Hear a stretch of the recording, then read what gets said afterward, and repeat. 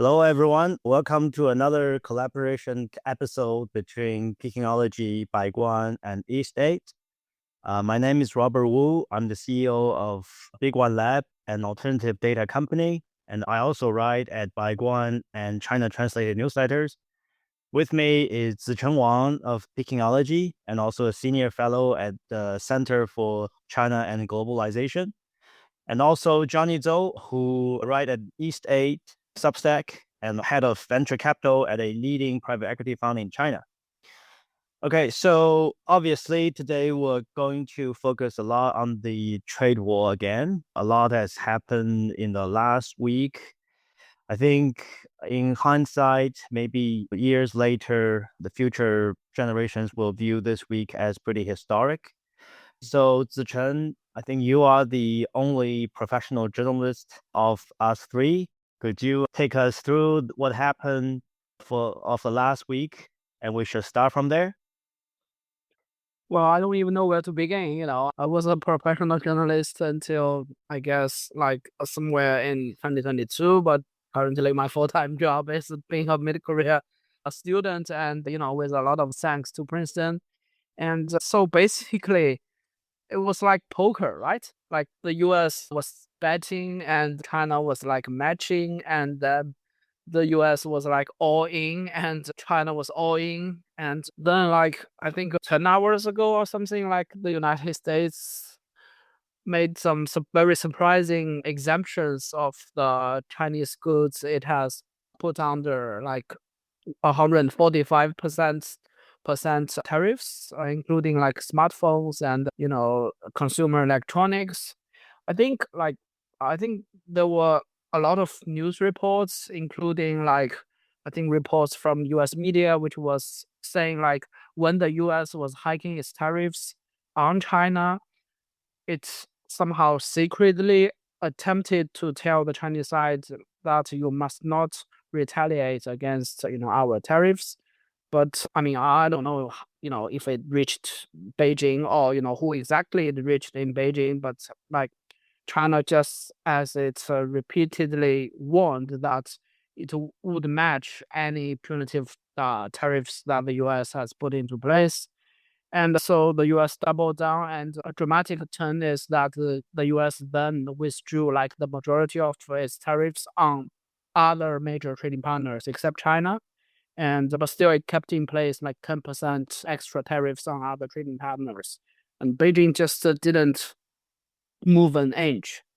And so it was really dramatic. And the stock market was upside down and I guess downside up and going up and down based on a whim of tweets from President Donald Trump.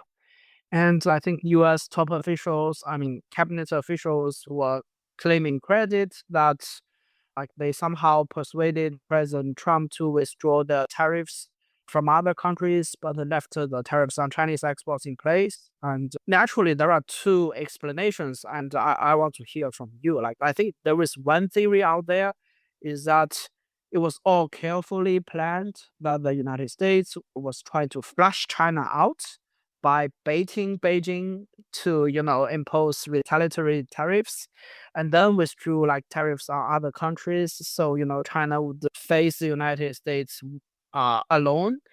But there is another theory, which would be that, none of this was well thought out or, meticulously planned.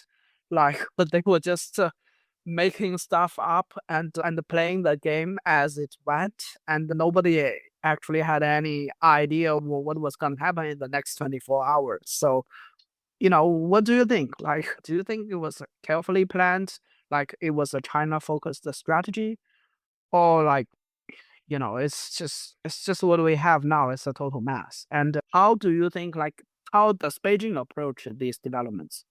Robert or Yeah, Johnny? yeah, I'll start. I definitely don't think this is well planned. This is very whimsical. And my argument is, and my evidence is, if it is well planned, they should, deal with this whole sequence of events very differently. So, if they start with this 100% or whatever tariff on China, and a threat to incur maybe 10 or 20% on the rest of the world for some time, then even if that's a strategy in the very beginning, then yeah, probably it's pretty smart strategy designed to single out China and to exert maximum pressure to isolate China, right? But that's not what happened. What happened was, one day he just appeared there and he had this huge list of countries and non-country entities on the list, and just giving out arbitrarily high tariffs to almost everyone in the world. And we can't forget that, right? We can't forget that happened first. And then he just responded to all these different, countermeasures from China. And then he decided, okay, shit, we should forget about the rest of the world. We should just double down on China now, right? So I think this sequence of events is really important. I just wrote yesterday in my newsletter, China Translated, the dividing line between a genius and an idiot is just can be as being as a sequence of events. So I definitely don't think it's well planned. And I think from the China side, I think the China side is pretty composed, I would say, this time. There are voices, there are people who said that the Chinese government is being irrational, Chinese government is being emotional. I have a totally different view. I don't think there's much emotion at all this time. It's just coldly calculated matching to whatever crazy move that the Trump administration is doing. And also, last few days, I met a economist from a leading European bank who came to Shanghai for a visit. And what I found interesting is he thought that his biggest takeaway from his China trip was that he was really surprised that Chinese consumers are not boycotting U.S. goods, which is very interesting to him because back at home, Europeans are boycotting American goods very emotionally. Well, on the China side, you don't see that much. And I think that started from the very top. Immediately after the China's announced countermeasures last week of 34% extra tariff, immediately after that, I think it's the vice minister of commerce actually met with the representatives of American businesses in China and basically reassure them that we are not going to retaliate against them. The meeting of President Xi and the foreign executives, which we talk about in this podcast before, the main message of President Xi was going to be preserved, right? So there was not a top down and bottom up. There was not a movement to boycott American goods. It's all business like. It's all a matter of fact, right? So I think this kind of self confidence, this kind of composure is also pretty striking to me this time. Yeah, Johnny, what do you think? I agree with you, Robert. I think first of all, the events, right, how it unfolded, is that the U.S. side is really surprised that China really matched the retaliatory tariffs at a very fast speed. I think that's probably the breaking point for a lot of the decisions by the U.S. because of the speed of the reaction.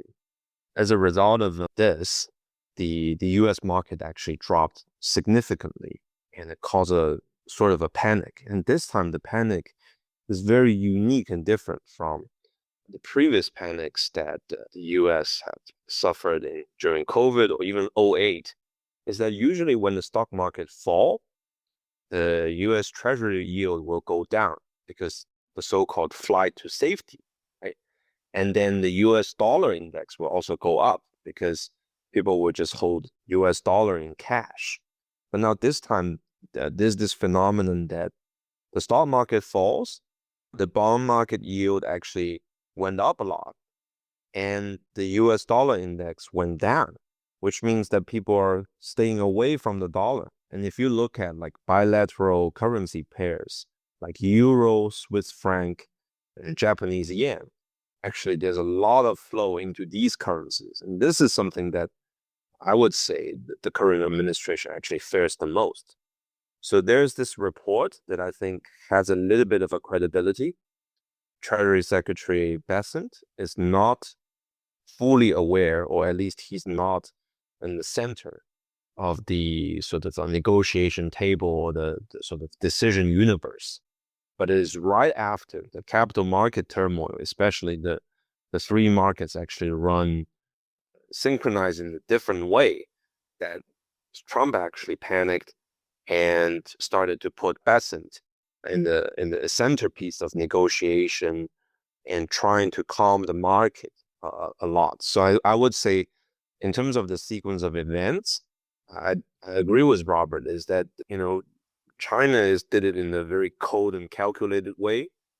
And I even say that some of the timing is a lot more professional than it did in the past, because normally when they do these type of things, they announce it in the morning, which will affect the Chinese market. But now they're doing it every single time at 7 p.m. is right before the U.S. market started. So yeah, I would say there's a lot of cold calculation in that, and that resulted in the U.S. side actually falling apart a little bit. But obviously, they announced the relief of tariff for 90 days for the rest of the world, and then now relief for computers, laptops, cell phones. There's going to be a lot of changes in the coming days. Yeah, I think what you mentioned was very critical is that, the treasury yields were going up and approaching some very key points. And I think President Trump also cited that development as his course correction. And that basically the United States is traditionally like the safe haven for investors. But so because of this very erratic decision making and the unexpected tariffs on a massive scale, I think like the foreign investors and maybe even the traditional US allies' confidence in the US as a, you know, as a destination of a last resort, that began to shake. And there were almost, I think, other theories floating around, basically like maybe President Trump's strategy is not to have the US dollar as a global reserve currency, and it wants to turn the United States back into some sort of emerging economy, and in that way, so it could rebuild its industrial base and to not run so much trade deficit. And I think this goes far beyond the just basically bilateral trade deficits. And I think it's Robert was talking about like the European assessments. I also attended, some conferences, and I think the shock to the confidence to its allies is really tremendous. And naturally, like people would talk about, is the Chinese trying to take advantage of this situation geopolitically? So we see the movements on the Chinese side, including the Chinese premier was talking to the president of the European Commission. The Chinese commerce minister had a phone call with the European commissioner in charge of trade, and the Spanish prime minister was visiting Beijing. And these changes, there were some like very notable developments in terms of China, EU. Basically, for example, China and the European Union are now negotiating uh, price commitments by the Chinese side in terms of its EV exports to the EU, which previously was, in my understanding, as deadlocked because the EU was insisting on putting tariffs on Chinese EV exports rather than let the Chinese undertake price commitments. But now there is some change over there, and also like they were talking about trade diversion, and I think that's also very important because the natural fear one could say is that if the Chinese exports are shut out of the U.S. consumer market, which is the largest in the world, like other markets, other economies would feel like where will these Chinese companies? I don't think it would be like the Chinese government. It doesn't have the means, the tools to tell the Chinese companies where you want to send your goods next. But like so there was this fear, but by talking about the trade diversion between the EU and the Chinese, they were kind of preemptively addressing this potential trade diversion issue. And in the meantime, as we speak now, I guess very soon the Chinese president is going to visit Southeast Asia, Vietnam, Cambodia, and Malaysia. Although, like, I suspect like this was determined last week, it was probably well planned, like quite some time ahead. But these are also countries that are exporters to the United States, especially when it comes to Vietnam. And the Chinese, the top Chinese leader will visit the place, and also the South China Morning Post was reporting, I think, yesterday, that the presidents of the European Council and the European Commission have agreed to visit China probably in July for a summit with the Chinese leader. So I think when the United States was initiating so many seismic changes, like it's natural to expect like others are coordinating and trying to find their way of responding to the crisis. And I'm not trying to say like China and Europe will become like best friends next day. I think there is a ceiling for their relationship. They have their own differences, which has been exacerbated by COVID, by the war in Ukraine. But still, I think like countries across the world are trying to find a way to adapt to the changes. Yeah. So what do you think? What do you think? What's the maximum that China and EU could agree on? Because I personally think that's maybe the most important relationship right now in this kind of Trumpian world. China and EU must find out some ways to collaborate and work together. But as you mentioned, there are also ceilings, right? So what do you think? Any projections for that? Yeah. Well, I think there is this bilateral investment accord, which was like agreed upon by both sides politically, I think at the end of 2019. But it has been like frozen up in the air because of bilateral sanctions on each other. So I'm not sure there is a way to revive that. And at least from the readouts of their communications between China and the European Union, we are not seeing the very explicit signals about reviving that.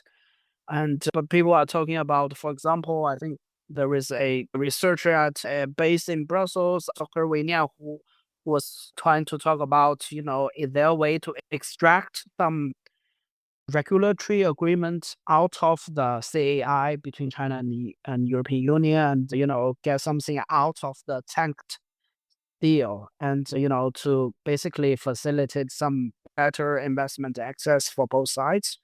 And I think, it's also quite interesting. I think a lot of countries have decided not to retaliate against the United States, some for very obvious reasons. But I think like if let's say China was like the firmest one, the one is like the biggest resolute, there was no hesitation. I think the EU was still somehow, standing on its own grounds, preparing its own retaliatory actions. I think like there was the talk of Greenland, of all this political interference with domestic affairs in the European politics, and now there is this trade war. I think it probably didn't help very much with tempering European response to the American tariff war. And there was one thing I do want to mention is that especially between China and the US, and this is the most important bilateral relations in the world. And, there was this tariff war with like, huge tariffs placed on each other's exports. Emotions are running high. I think it's very important that it would really be helpful that, the cooler minds on both sides could help compartmentalize the trade issue and contain it in a box, and do not let it spill over to other stuff like personnel, travel, students exchanges, or even security or defense measures, because this is already too much on the plate. And when by all accounts there was not very good bilateral communications between them, especially between the decision makers at the top level. If something unexpected, there is some near miss between fighter planes or between naval vessels, that could really become very dangerous. I mean, a very concerning development is like obviously the State Department is canceling international student visas here. It doesn't seem to, at least at this moment, it doesn't seem to be targeting Chinese students in the United States.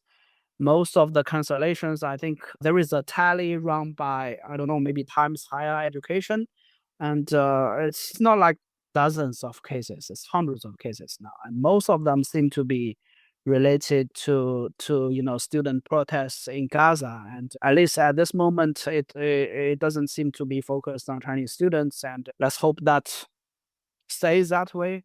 Well, I'm not saying like canceling the student visas of foreign students on U.S. university campuses to ask for accountability on Gaza situation. That's a good thing. I'm not saying that, but let's at least say it would really be helpful to not let the trade war spill over to other fronts. I'm actually not so optimistic about the China EU sort of trade situation because of two reasons. One is I think the China top leadership has a very complicated emotion with the EU current leadership, especially von der Leyen. I don't think there's much of a trust between the two sides to really to get the deal done. Especially, I think after COVID, after so many things. The second is I think EU and China has a lot of industries that are currently competing with each other. I mean, EV is just one starking example.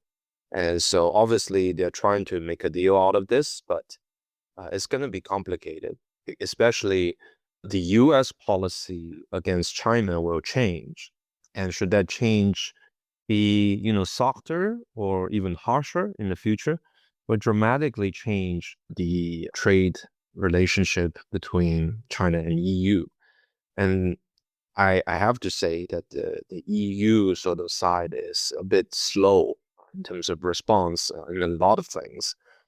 And so that's not going to bode too well, I think, going into the future. But that's just my 2 cents. Yeah, I just checked some data. So US trade deficit to China is about 300 billion USD of last year.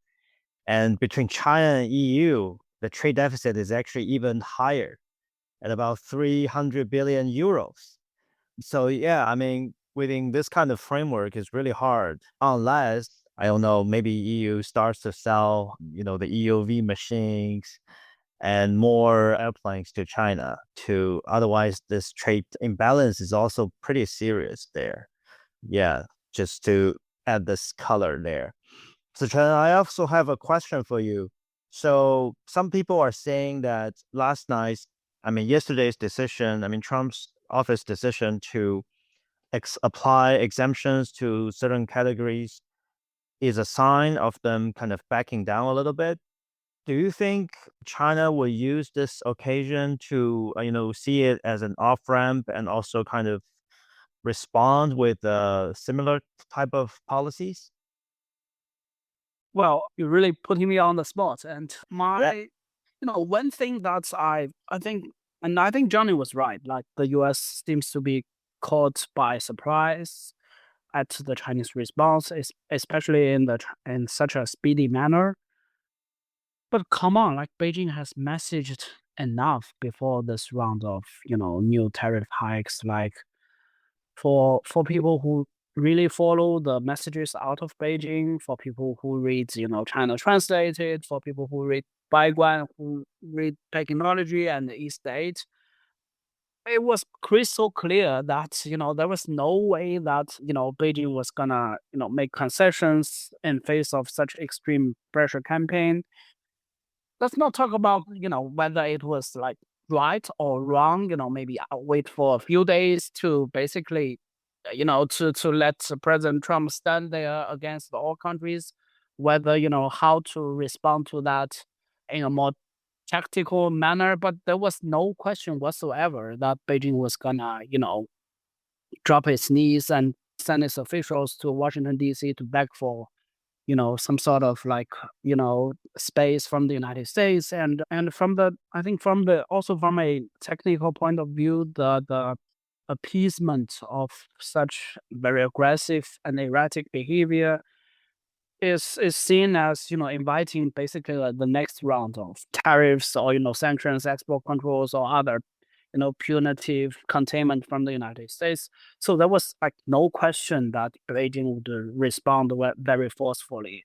It should have been a no-brainer for anyone who actually studies China. And, a lot of like former US government officials with China, with expertise on China, they all said similar things on Twitter. And I think, although like the Trump administration has, on a Friday evening, I guess, when, Friday is a time when the government want to make its Friday news dump, it's the sort of stuff that the federal government doesn't want it to be like in the headlines. So they kind of, chose this particular time out of a week so that it could evade the spotlight. And that's seen as some sort of concession. But, it's still, from Beijing's perspective, this is like unprovoked. And like, I think Beijing is feeling like, this is something we didn't start this, like you started this. And it's like you were like stepping on my foot, like with applying pressure by 100%. And now you are just using, let's say, 65% of the pressure. And I'm not sure that's like a good enough, or, to give Beijing some sort of flexibility to, also send some signals to find an alternative path. I think Beijing's, if you really ask me to pick a side, I guess my guess would be that Beijing is still waiting for the United States to make more moves, to, poster for like some sort of way of negotiation, and maybe talk more respectfully. Yeah, that would be my assessment. I There's agree. a very interesting question, actually, is that who's gonna make the call from the US side? Because I saw the interview of Commerce Secretary Lutnick. He said he doesn't have any contacts in China. And given that Marco Rubio is not able to be able to even travel to China, who's gonna make the call? Musk, I guess. Musk is being sidelined from the trade talks, right? Well, He's yeah, I think this is maybe the moment for him to grab the stage. You heard of rumors of Navarro, all these people maybe sideline again, right? I mean, you don't know where the wind is blowing, but if I have to bet, maybe Musk is the best candidate in this. I mean, watch out for his tweets. Yeah, I just want to add one very tiny technicality, is that I think, the exemptions announced, like 10 or 12 hours ago, some part of the exemptions were not expected. If you really go back to the executive order on April 2nd, like if you read the fine print of the order, there is some article in that says basically some things would be like exempt. And so the very latest announcement actually was just enforcing that, very invisible article within the executive order of April 2nd. Yeah. That's also This is something that I yeah. completely, is been blown away by the US administration, is that they only picked, because of Apple, right? And there are so many goods that are so reliant on Chinese imports. Some categories like Christmas trees and water bottles, artificial flowers, and these are not exempted. But, because of our friends in Apple Cook, and, exempted. So yeah, I'm completely blown away by the exemption. Is that I think this totally means that these big companies have a lot of power over decision making. And even I think we're only into these high tariffs like 2 to 3 days probably. and it's called off. But the US consumers has a lot to lose for the next, couple of months, because a lot of their day-to-day items is gonna see a dramatic increase in prices. And I'm not sure if the inflation or the Census Bureau can make up good inflation numbers anymore to make the case for Donald Trump saying that, oh, the inflation is contained so that, we can have a interest rate decline or interest rate cut. I don't think it's going to happen.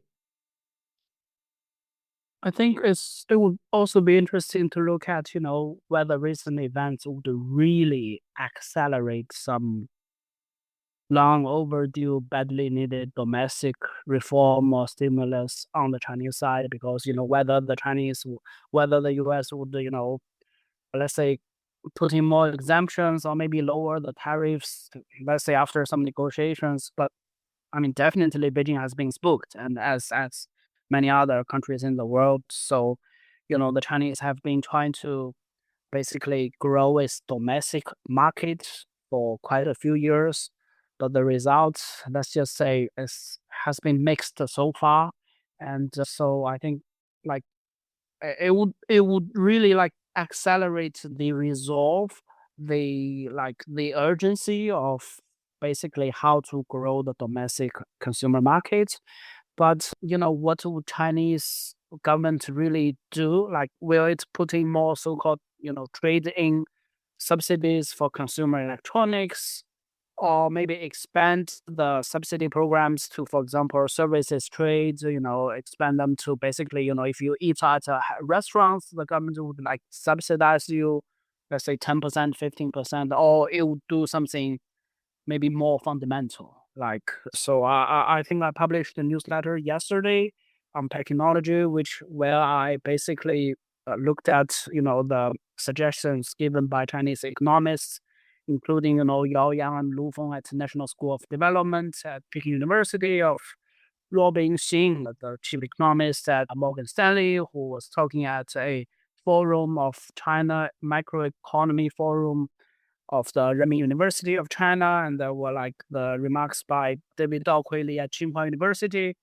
and the Hua Sheng at Southeast University. I think there were some like agreements between them. Like a lot of them were calling, I think all of them basically were calling for, giving substantial like social benefits to poor people, especially migrant workers in China, or older people whose pension, because they have been living in rural areas, they have been receiving like very small pension, 40, 50 US dollars per month. They were calling for this sort of like domestic subsidy to these poor people. And also I think some of them were talking about, the lackluster domestic consumption was partly a result of the housing, the real estate market, and also like the Chinese local governments. They have benefited from the debt swap, but their spending hasn't improved too much. So some economists was talking about,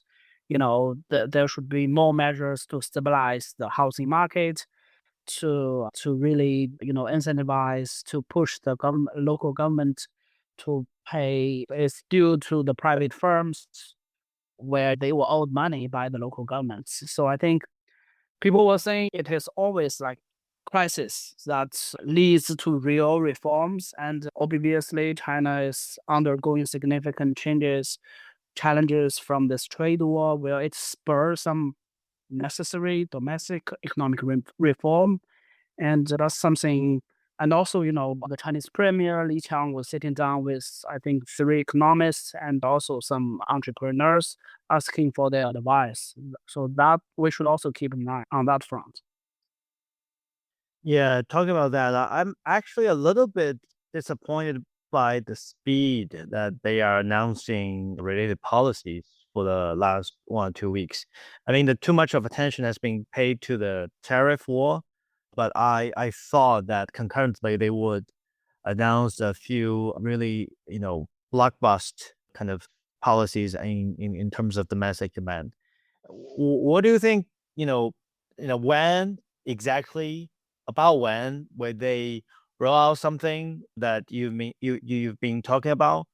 I thought it was all kind of pre-planned so they can, you know, if there's a moment to unleash this policy, maybe right now is the time, right? Given the extremity of the trade war already. So, any thoughts on the timing here? I think it's likely going to be end of April because that's going to be when the Politburo holds its meeting. I think there's probably a lot of plans on the table, but certainly needs the leadership to make a call on this. I'm actually, Zizhen talked about different economists suggesting basically is helicoptering a bit of the money around. I think it's going to be pretty interesting for the government to think about the current structure of the Chinese consumption, which is, I think there's a generational difference of consumption pattern. Like if you think about like our parents in their 60s and 70s, right? They have a lot of assets and their consumption power is okay. Some of them, their retired salary is higher than a lot of the people who's currently working, who's in their 30s and 40s. I think the problem of China right now is a lot of the younger generation and the people in the middle ages is under a lot of stress in terms of financially or economically because of the property decline. It could be because of the kids' education takes up a lot of energy and money. It could be both, right? And so considering the age difference, the generational difference in terms of how you roll out the sort of consumption or demand boosting strategies will be crucial to the success. Because if you use a blanket approach or you use like an income group approach, I would say that will be a little bit of at least defeating a lot of the purposes that you're trying to do here. You're trying to stimulate the consumption of those who are in their sort of golden ages of consumption, not those who are already well off, or not those who are in the proximity to consume is a bit low. So that's also my view. So, what's your suggestion for the best strategy here? You have any favorite policy in mind, Johnny? I actually I fully echo your view that it's a little bit disappointing. I remember about a month ago, or maybe less than a month ago, I think it's Hu He launched a strategy trying to give out subsidies for those who have a third kid. And I think it's like 100K RMB, which is not a small amount. It is, a long duration. I think it's 100K over 10 years, but nevertheless, it's real money, right? But I think this local policy wasn't matched by any central policy, or the central government basically is saying, okay, maybe, the local governments should depend on your own, right, to do that. But given the finances of local governments, it's highly unlikely that there's going to be a lot of innovations in that category. I would say that the best strategy is to launch, a domestically sort of by the central government to support those who have kids.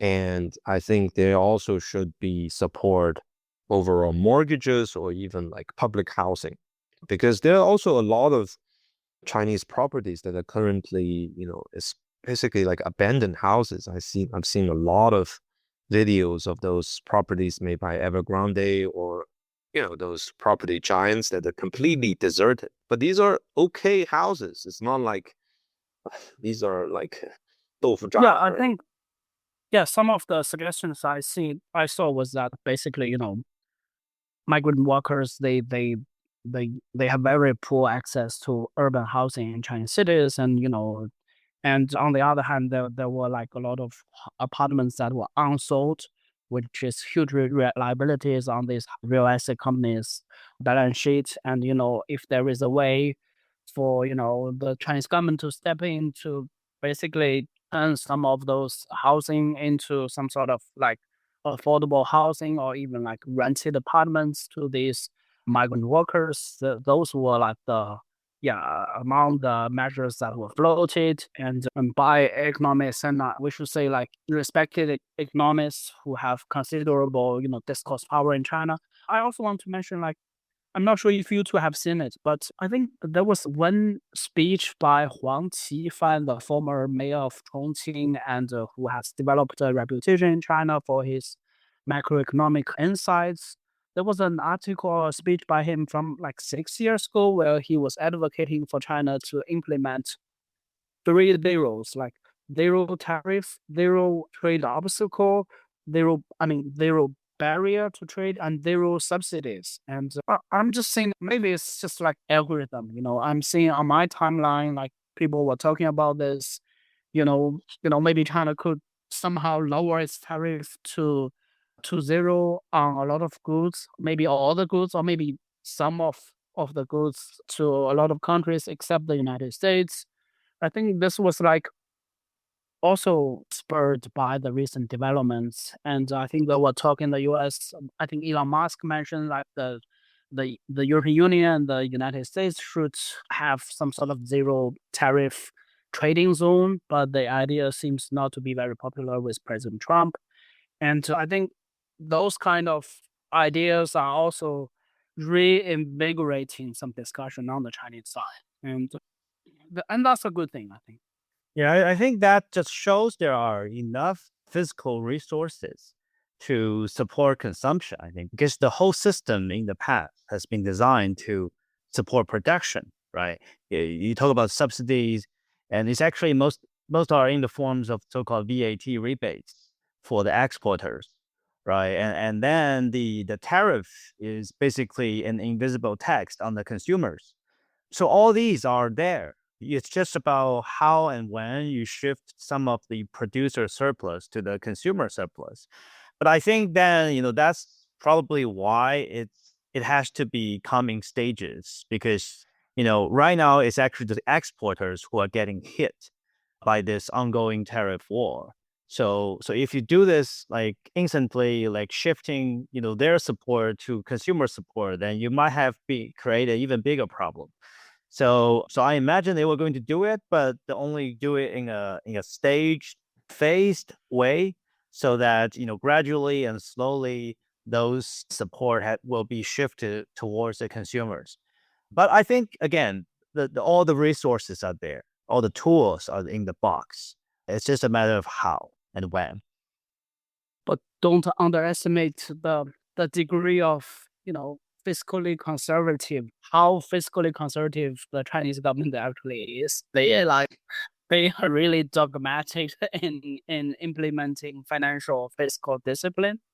And I do think like if the US doesn't want to be the number one consumer market for the world, China has a long way to go. But for this country, the second largest economy in the world, to really to become like a huge attraction of global trade, it should gradually raise its consumption, open its doors to also increasingly more foreign products.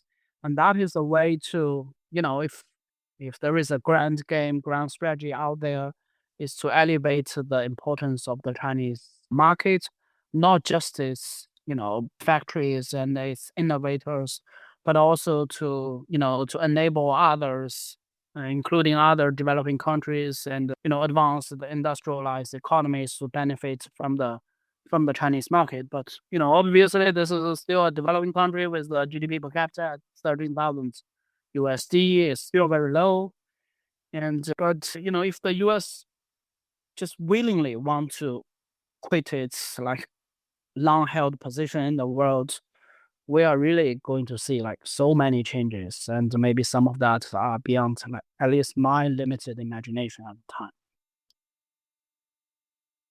Cool, guys. It's almost an hour. Do you have any final comments, thoughts? I think a simple consumption policy won't make the cut. The reason for that is that the biggest problem for the Chinese economy right now, apart from the imbalances, is also the imbalances that we have in terms of our forex reserves.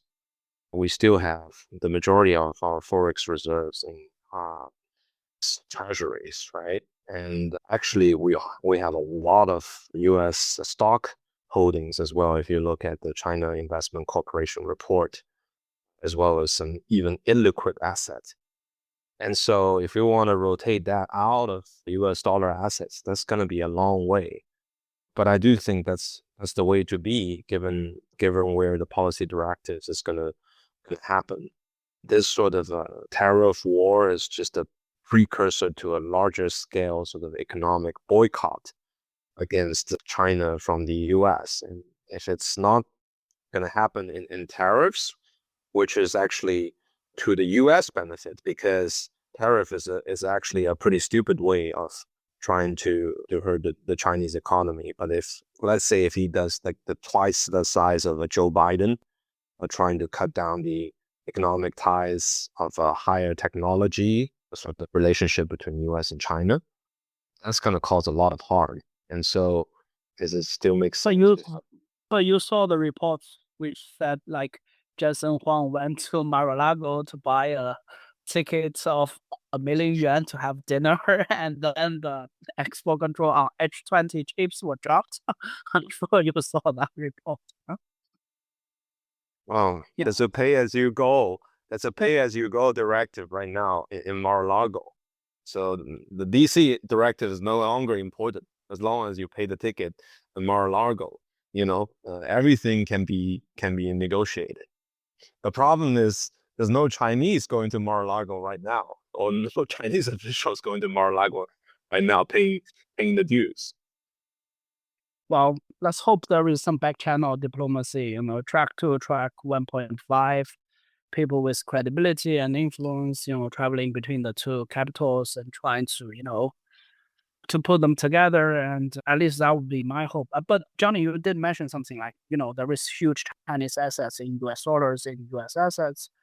I was a little bit alarmed by some people were saying basically it's not just out of economic concerns. It would be out of like security concerns, like to move some of the Chinese assets out of the US dollars, because they were concerned like, what if like the US were beginning to not just even tax those like US or Chinese holdings, but even confiscate or just deny your access, your ownership of these assets. And I didn't know like there were like the concerns for safety of these assets had reason to, at least to people are talking about it. And I mean, I hope they are paranoid, and I hope it's just paranoid. That will be economic nuclear war. It will, hurt US way more than hurt China. That would just means US has no credibility whatsoever to deal with.